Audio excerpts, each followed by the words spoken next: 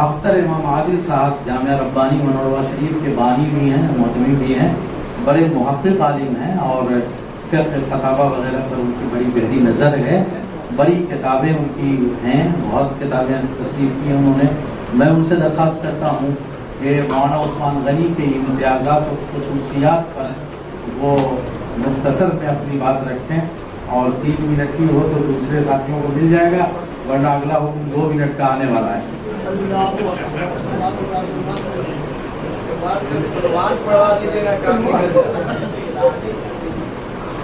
السلام علیکم ورحمۃ اللہ۔ بسم اللہ الرحمن الرحیم۔ میرے مقالے کا عنوان ہے، میں نے حضرت کے ان خصوصیات و امتیازات پر لکھا ہے۔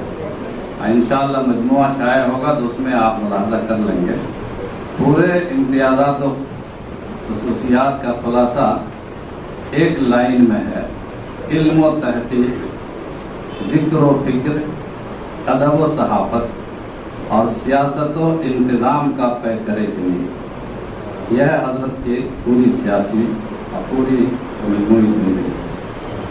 ایک بات ابھی آئی، حضرت مولانا مفتی عثمان غنی رحمۃ اللہ علیہ کے مفتی اول یا دوم ہونے والی بات، تو اس کا قصہ حضرت مولانا قاضی مجاہد اسلام صاحب قاسمی علیہ الرحمہ نے خود ہی لکھ دیا ہے فتاوی امارت شریعہ کے حاشیے میں، کہ امارت شریعہ کا دارالفتہ قائم ہوا تو مفتی عباس صاحب رحمۃ اللہ علیہ ہی پہلے مفتی بنائے گئے، لیکن حضرت مفتی عباس صاحب رحمۃ اللہ علیہ باوجود پوری علمی قابلیت اور صلاحیت کے تعلیمی سند ان کے پاس نہیں تھی۔ اس بنا پر فتویٰ حضرت لکھتے تھے مفتی عباس صاحب، اور دستخط مولانا عثمان غنی صاحب فرماتے۔ اس بنا پر ان کا دستخط ان کو پہلے نظر آ گیا ہے، وہ دستخط فرماتے تھے مفتی عثمان غنی صاحب، فتویٰ مفتی عباس صاحب لکھتے تھے۔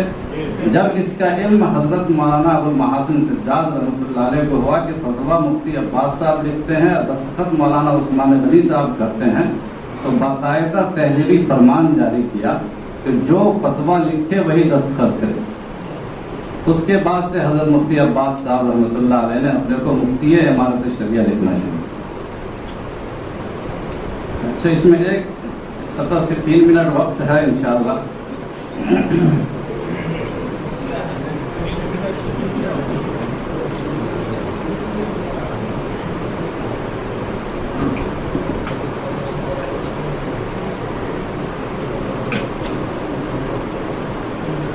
آپ کی شخصیت کا ایک نمایاں پہلو سیاسی فکر کی گہرائی اور آفاقی شعور کی بلندی ہے، جس میں حضرت مولانا محمد سجاد صاحب رحمۃ اللہ علیہ کے بعد کوئی آپ کا ہم پلہ نہیں تھا۔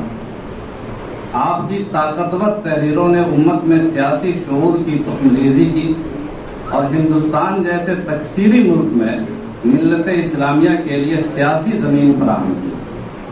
آپ کے معاصر اور آپ کے فیض یافتہ حضرت مولانا شاہ محمد عثمانی صاحب نے اس کی شہادت دی ہے اور ایک انکشاف کی ہے۔ اکثر لوگ نہیں جانتے ہیں کہ حضرت مولانا سجاد کی سیاسی پارٹی کے پیچھے کس کی تحریروں کا دخل تھا۔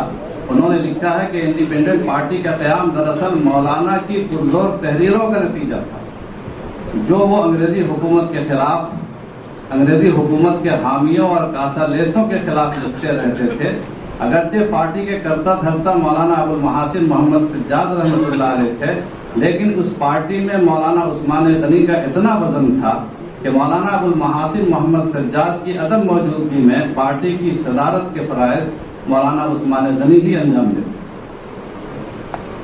اور فقہ و فتاوی کے ان کا خلاصہ میں نے جو لکھا، ان کے محاسن جامعیت، اختصار، عدل و احتیاط اور زبان و بیان کی سادگی، اس میں ان کی کوئی نظیر پورے ہندوستان میں نہیں تھی۔ ہندوستان کے 3 منتخب مفتیوں میں وہ ایک شمار کیے جاتے تھے۔ حضرت مولانا مفتی کفایت اللہ صاحب نمبر 1 پر، اور حضرت مولانا مظاہرون کے مفتیان کے فتاوی، اور تیسرے نمبر پر حضرت مولانا مفتی عثمان غنی صاحب تھے۔ اور اس کا اعتراف آپ کے معاصر حضرت مولانا ریاض احمد صاحب چمپارنی رحمۃ اللہ علیہ جو اپنے وقت کے شیخ طریق بھی تھے، مفتی بھی تھے، عالم دیوبند کے استاد بھی رہ چکے تھے، انہوں نے لکھا ہے، انہوں نے کہا ہے کہ مفتی عثمان غنی کے فتاویٰ دیوبند کے فتووں سے بہتر ہوتے تھے۔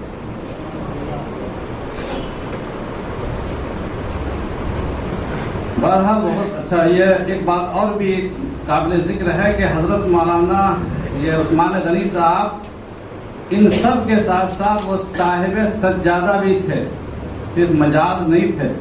حضرت مولانا فدا حسین صاحب رحمۃ اللہ علیہ کی 2 خانقاہیں تھیں، جن میں ایک خانقاہ میں خود رونق افروز ہوتے تھے، دوسری خانقاہ میں اپنا جانشین ان کو بنایا تھا، مگر پیر بے مرید، کسی کو اجازت بھی نہیں دی، نہ کسی کو مرید کیا، رہے نام بس اللہ کا، اپنے آپ کو ایسا مٹایا کہ آج کی نسل آپ کے مقام و مرتبہ کو تو کیا، آپ کے نام و نشان سے بھی، آپ کے نام سے بھی ناشنا ہوتی جا رہی ہے۔ امارت شریعہ بہار نے ان پر سیمینار کر کے قابل تحسین کام کیا ہے۔ وہ جن کے نقش قدم دیکھنے میں آتے ہیں، وہ جن کے نقش قدم دیکھنے میں آتے ہیں، اویسے لوگ تو کم دیکھنے میں آتے ہیں۔ جزاک اللہ، آپ نے سماعت فرمایا، شکریہ، السلام علیکم۔